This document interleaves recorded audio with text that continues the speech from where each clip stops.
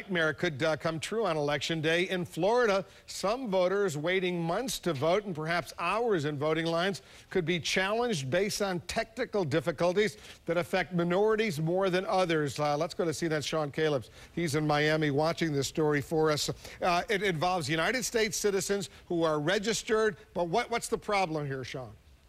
Well, really, it affects the people who've registered after September 8th, and of those people, just a pretty small percentage. But really, the whole core of this is called the no-match law here, and both sides are digging in their heels because only several thousand people are affected. But in a state where just a few hundred people made the difference of a number of years ago, a lot of people are going to be counting every single vote.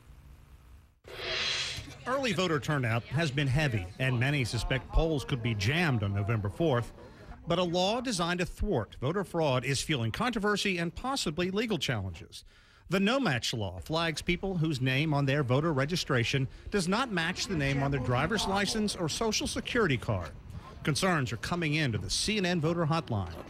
The main thing had happened at the voter booth was my ballot was listed as provisional. And it was listed this way, I guess, because I recently moved. And my driver's license says one address and my voter's registration card says another address. And so I think that, I just want to make sure my vote counts. Anyone flagged can still cast a ballot, but must provide legal proof of identification within 48 hours. This caller has cleared up his discrepancy. So far, about 9,000 people have been affected. Opponents say the law unfairly punishes minorities. Black voters and Latino voters make up, in each group, approximately 12 to 14% of the registered voters in Florida. However, they make up a full 50% of voters caught up in the no-match limbo. I've been dealing with this all day. Public hearings to explain the measure have been heated. I'm thinking about Haitian Americans. I'm thinking about Latinos. Latin names with a tilde or accent mark. Hyphenated names, names with non-traditional spellings. Those, the ACLU argues, are people who will have the most trouble. Election officials say in no way is this an effort to keep votes from being counted. We want to welcome voters, and we're going to do everything we can to make sure that there is a match rather than looking for a reason not to match. Florida is still hurting from the presidential election debacle 8 years ago.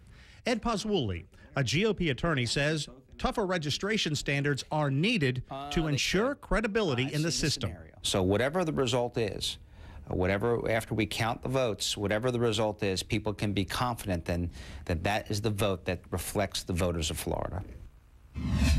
Now, those people who are flagged can still vote, a provisional vote. They must go back in and prove their identification within 48 hours. And Wolf, of those who have been flagged so far, about 80% are Democrats. Still, we spoke with the Obama campaign, and they said right now they don't have a problem with Florida's no-match law. Wolf? Thanks very much, Sean, for that. Sean's in Florida working the story. By the way, if you have any trouble over at the polls, you can call the CNN voter hotline. You can help us track the problems, and we'll report the trouble in real time. Here is the number, 1-877-462-6608. We're keeping them honest all the way through the election and beyond.